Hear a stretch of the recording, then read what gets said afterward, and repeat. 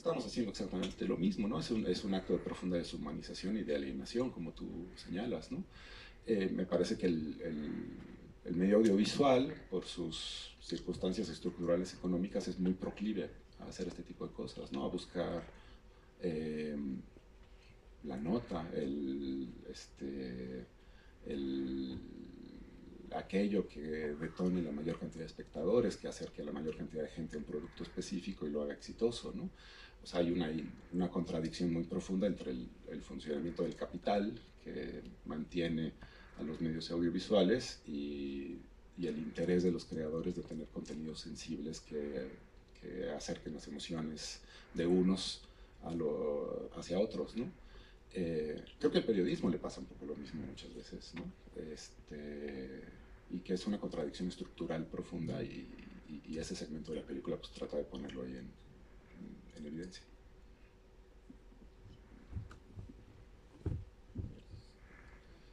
Bueno, primero que nada, buenas tardes.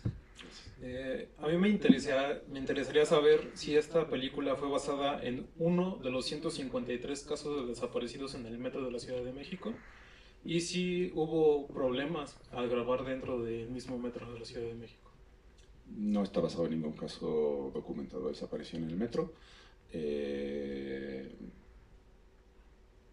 y problemas, contamos con un apoyo muy claro y muy decidido por parte de las autoridades del metro para poder filmar la película. Hubo muchísimo diálogo, ¿no?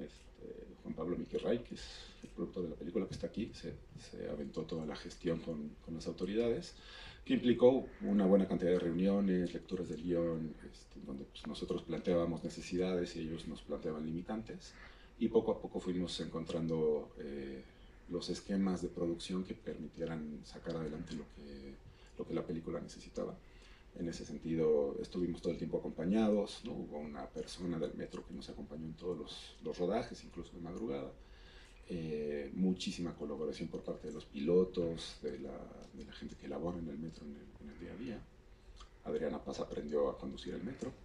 Es una más de sus habilidades curriculares.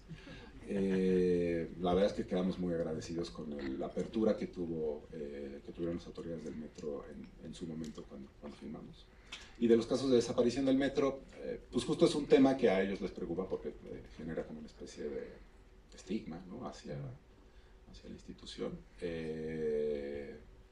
Pero no era interés nuestro abordar ninguna de esas historias en específico, sino más bien la perspectiva de la esposa, ¿no? de Vari. Muchas gracias.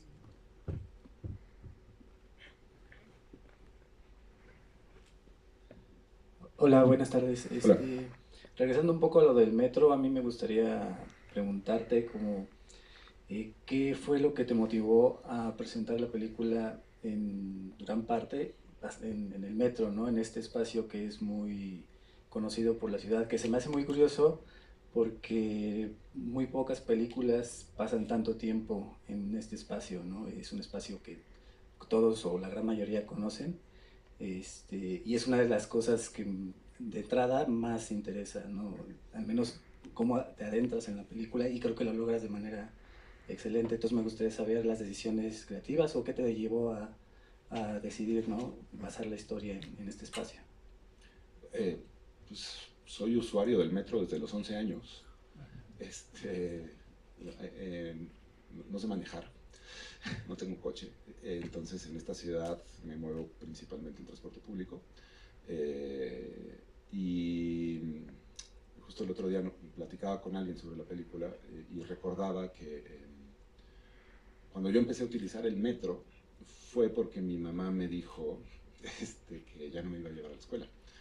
Entonces el uso del metro está íntimamente ligado con mi independencia como adolescente y con mis primeras exploraciones en la ciudad, con conocer la ciudad en la que habitaba, ¿no? Con dejar de ser un hijo y empezar a moverme libremente y solo por la ciudad. Entonces, para mí, en lo personal, el metro es eso. Y pues ha sido el espacio mediante el cual yo me he vinculado con la Ciudad de México, con la ciudad que habito, el espacio en donde me han ocurrido historias, en donde he conocido un montón de historias, el espacio en donde veo múltiples caras, en donde me relaciono por segundos, por minutos, ¿no? Esta cosa de que nos vemos en la cara en un vagón, pero no sabemos si muy probablemente no nos volveremos a ver, ¿no? Entonces hay esta cosa, este no lugar que de alguna manera termina definiendo a esta ciudad, ¿no? Entonces siempre ha sido, pues nada, una fascinación lo que me ha generado. Y había una segunda pregunta, pero creo que no la... ¿Qué te motivó a colocar la historia en este contexto, específicamente esta historia? Bueno, si dices que es como algo muy personal, o igual hay algo más, ¿no? Pues justo la figura de las conductoras del metro siempre me ha llamado mucho la atención, siempre ha sido como ¿quiénes son? ¿No? O sea, como que la verdad, las películas empiezan con preguntas muchas veces muy inocentes, ¿no? O sea, ¿quiénes son estas mujeres que conducen el metro y que llevan a tantos millones de personas de un lugar a otro? ¿Cómo es su vida? Y una cosa que creo que ha sido como constante en varios de mis trabajos, pues es esta preocupación por la vida cotidiana de las personas invisibles, ¿no? Entonces, pues tienes a estas mujeres que aparentemente son invisibles, que nada más las ves venir por el túnel, ¿no? ¿Quién es ella? ¿Cuándo deja de trabajar? ¿Cómo regresa a casa? ¿Dónde está su casa? ¿Cómo hace para, una vez que sale de trabajar a las 12 de la noche, para ir a su casa? ¿Quién la espera? ¿No? A partir de esa serie de preguntas se empezó a configurar la personaje. Y eso en algún momento entroncó con la preocupación por el tema de los desaparecidos y dio como resultado la película.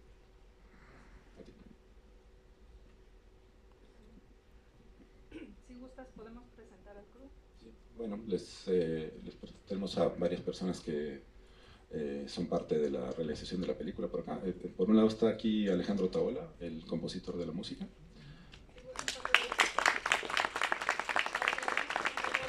Sí. Está Juan Pablo Miquirray, que es nuestro productor. Está por ahí Gina Moret, no sé si acá está Gina. Y viene con Gabo Anguiano, dos de los actores de la película. Está Maraya Alejo, mi directora de casting, asistente de dirección, actriz de la película también. Está Andrea Camacho por aquí, el personaje de Sonia. Estaba Desiderio Ashuni por acá. Y está Antonio también.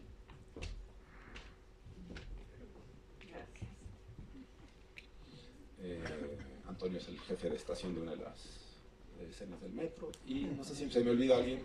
Está por ahí Matías. Ah, Matías, que fue nuestro asistente de producción. Véngase para acá.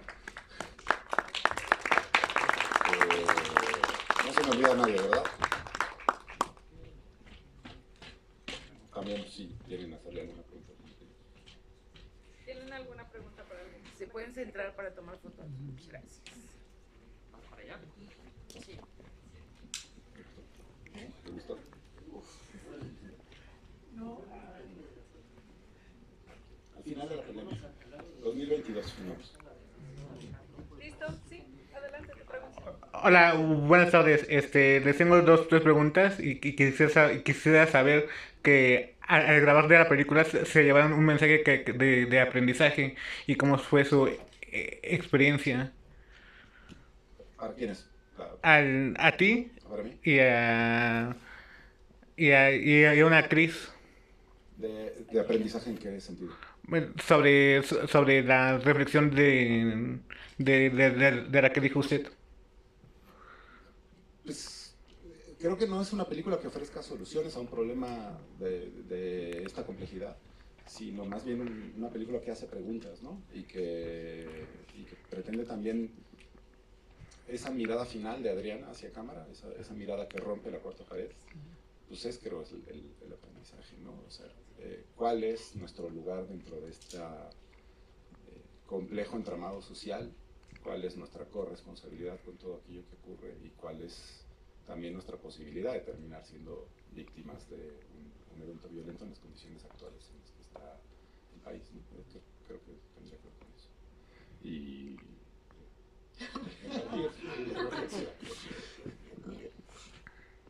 Pues Creo que lo más importante de esta película es que no son números las personas que desaparecen, son un papá, una hija, un hermano, un hijo. Entonces, creo que con esa seriedad tendríamos que abordar la situación más hoy en día que el país está atravesando, ¿no? No son cifras, son personas con una historia, con sueños, con eso. Bueno, comparto mucho la visión de mi compañera Andrea. Siempre hay algo más detrás de un archivo, tanto de las personas que están intentando solucionar el problema, las que realmente tienen una importancia con la familia, como también esta visión a uno mismo, a la familia, a ver que alguien sufre por esas desapariciones, alguien tiene una vida y tiene esos pensamientos, esas inseguridades de cuándo va a volver, cómo va a volver, estará bien o no estará bien. Y todo este contexto social donde la gente decide mirar hacia otro lado y normalizarlo, dar a conocer que sí es habitual, pero no hay que normalizarlo, hay que alzar la voz y entre nuestra medida siempre ver por los demás y ver por uno mismo y no hacernos insensibles ante estos casos.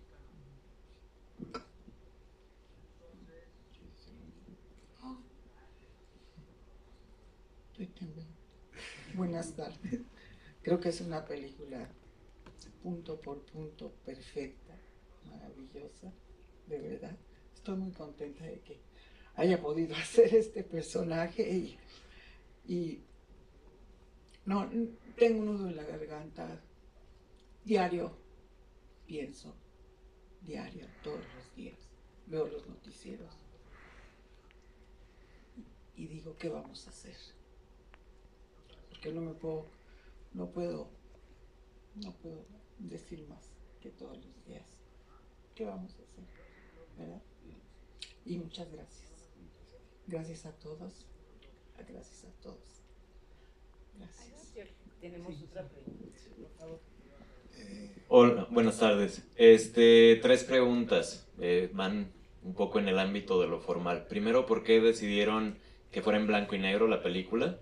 En segunda, la música también. Esta sensación como de desespero y como medio macabro ahí que se logra como con lo del órgano y demás. Me gustaría que platicaran un poquito de eso. Y el pacto de lectura que se establece con el título de la película, ¿de dónde sale el título de la película de Arillo de Hombre Muerto? Porque luego, digo, ahí queda algo ambiguo, ¿no? Al final, y que cuando se rompe la cuarta pared con, viendo hacia el público, me gustaría que platicaran un poquito de eso, cómo se establece ese pacto de lectura o de vista de la película entre el final y el título de la película. Y felicidades. Gracias. Gracias. Arillo de Hombre Muerto es el dispositivo de seguridad, uno de los dispositivos de seguridad que tienen las cabinas de los trenes, el metro en este caso, que permiten garantizar que la persona que está en la cabina está consciente. Es ese aro que sale al principio de la película, en las primeras secuencias de la película, que quien conduce, la conductora en este caso, tiene que mantener levantado y tiene un resorte de manera de que si la conductora o el conductor se desmaya, tiene un infarto, pasa cualquier cosa, ese resorte jala el aro hacia abajo y todo el convoy se detiene. Es un dispositivo de seguridad mecánico. Y mientras escribía el guión di con el concepto y me pareció que tenía una sonoridad muy importante. Y después decidimos no explicarlo en la película, pero viene de ahí. Pero sí mostrarlo, porque sí se ve. El blanco y negro y lo que preguntas sobre el final, es muy complicada la relación del público hoy en día con el realismo, con las representaciones realistas y naturalistas de las cosas que nos ocurren todos los días, ¿no? Siento que los códigos de representación, la convención teatral que viene ancestralmente y la verosimilitud, ¿no? Que digamos que es el código de representación del cine en el siglo XX, está cambiando. Y ahora hay una especie como de nuevo código de representación que es la verificación, ¿no? El espectador está con el celular en mano googleando a ver si lo que la pantalla dice es cierto o no. Está comparando constantemente lo que ve en pantalla con su propia realidad, con su propio referente. Y pues lo que hay es un espectador sumamente informado, sumamente crítico, al que le cuesta mucho trabajo entrarle a las historias que está viendo en pantalla, ¿no? Además de que los contenidos se han vuelto más chiquitos por todo lo que pasa en redes, ¿no? Entonces, todas estas reflexiones ocurrieron a raíz de mi segunda película, Viento Aparte, que se estrenó acá en Cineteca Nacional hace 10 años exactamente. Y me preguntaba yo en muchos momentos, pues, ¿cómo hacer para contar una historia realista que no provoque esta primera reacción como de desazón del espectador, que se siente incómodo de ver la realidad ahí retratada? Creo que particularmente en México, que tiene el entramado de la realidad es particularmente complejo, e invitar al espectador a que le entre a las emociones que la película está tratando de transmitir. Y mi respuesta a esa pregunta, mi amago de respuesta a esa pregunta es el blanco y negro. Es decir, hay que encontrar una forma estética de construir un contenedor para el realismo de la película, de manera de que el blanco y negro funciona o pretende funcionar. Ustedes sabrán mejor que yo si funciona o no, pues cómo funcionaba la convención teatral, ¿no? Estás viendo una película, es una historia, entra a la historia, ¿no? Es decir, dale crédito a esta historia al menos al principio, y al final decides qué piensas, ¿no? Esa era un poco la idea. Y eso viene de la lectura de unos textos de un fotógrafo japonés que hacía mucho street photo, que se llama Daido Moriyama, y que hablaba de la capacidad que tiene el blanco y negro de generar una imagen más icónica y menos vinculatoria con el referente automático, ¿no? Creo que en el caso del metro funciona muy bien, ¿no? El metro naranja, que conocemos perfectamente, la geografía del metro, qué estación sigue después de cuál otra, ese tipo de cosas que luego cuestionamos mucho en las películas cuando hay licencias. Creo que el blanco y negro permite que fluya mejor. Y la música, a mí se me ocurrió, o decidí que podíamos experimentar con el órgano de iglesia. La música de órgano de iglesia solo se escucha en el metro. Entonces es el sonido del metro, es el sonido de este lugar de encuentro, de este no lugar en donde se encuentran millones de personas todos los días, ¿no? Es una iglesia moderna, ¿no? Eso deliraba yo, pero ¿qué sabe más de eso? No, gracias. Como él dijo, hace 10 años con Viento Aparte, él me invitó a hacerle la música por primera vez a un largometraje. Entonces como que para mí fue como oficialmente entrar a la cancha de que, ok, ya estoy en el mundo del cine. Pasaron los años, hicimos algún cortometraje, ¿no? En este tiempo, y que habrá sido hace 2, 3 años o algo así, que suena el teléfono, veo que es él, y digo, se me hace que ya va a filmar su siguiente peli. ¿Qué onda? ¿Cómo estás? No, todo bien, ya voy a filmar mi siguiente peli. Yeah. Y quiero que tú hagas la música. Yeah. Y va a ser con órgano de iglesia. Yeah. ¿Neta? Ya eventualmente que nos juntamos, o sea, me explicó que iba a ser en blanco y negro, toda esta situación de que el metro se volvía como un espacio ecuménico y que los túneles del metro, digo, yo me lo imagino así, se volvían como los tubos del órgano, por así decirlo, porque el órgano pues es aire, ¿no? Lo que circula por esos tubos. Y fue muy, muy curioso porque en 2020, cuando comenzó la pandemia, el quédate en casa y eso, como que yo empecé, en otras películas como que pues tienes libertad estética de qué instrumentos usar. Aquí era algo ya muy enfocado, entonces empecé a hacer algunos bocetos con órgano. Y en algún momento tenía como suficiente material que lo llamé y le dije, oye, ven, creo que ya tengo la música de la peli. Y me dice, no, pero si todavía no filmamos. Le digo, no, pero tú ven y escucha. Y entonces ya que checamos eso, además con el planteamiento del salterio, que para mí es una sonoridad así ultra mexicana, ¿no? Como que entonces le enseñé lo que tenía y me dice, órale, qué loco, sí, creo que ya tenemos la música de la peli. Entonces, la música ya estaba compuesta antes de que se filmara, y una vez que se filmó la película, a lo mejor yo en el guión medio leí el inicio y sentía, bueno, esto podría funcionar aquí. Eso acabó funcionando en otro lugar de la película, pero como que con la música que había hecho, ya que se filmó, la chamba fue seleccionar, ok, ¿esto dónde va? ¿Cuánto tiene que durar? Y la parte compleja fue encontrar una iglesia en la que pudiéramos llevar equipo de grabación, una unidad móvil y grabar ahí, porque no es arpa, ¿no? Tú sientes, bueno, ¿quién tendrá un arpa? Bueno, pero un arpista debe tener su arpa, ¿no? El órgano pues no, o sea, el órgano más bien está en un lugar y hay que ir ahí a tocarlo, a estudiarlo, a grabarlo, ¿no? Entonces fue como un tipo de aventura sonora que pues también, o sea, hace 10 años me invitó como por primera vez a hacer algo así y me encantó, y ahorita que fue este desafío, pues también, así fue todo un viaje. Y fíjate, él, porque no le gusta cómo decirlo, pero yo de alguna manera el título, Diario de Hombre Muerto, y que se ve poco y eso, para mí siempre fue como una analogía de este como sistema o la manera en la que, aunque estés vacío por dentro o muerto, ¿qué es lo que permite que sigas avanzando? ¿No? Entonces, como analogía a la realidad nacional, se me hizo impecable. Perdón, ¿en qué iglesia grabaron entonces lo del órgano? La iglesia luterana alemana que está en Patriotismo y San Antonio. Fueron sumamente amables, y nos permitieron tener 2 días de grabación muy, muy intensos con el querido Luca Ortega, de ingeniero de grabación. Gracias, Alejandro, acá hasta la esquina. Felicidades a todos por el resultado. Alejandro, planteabas la necesidad o la intención de entender, de redimensionar la idea de la víctima.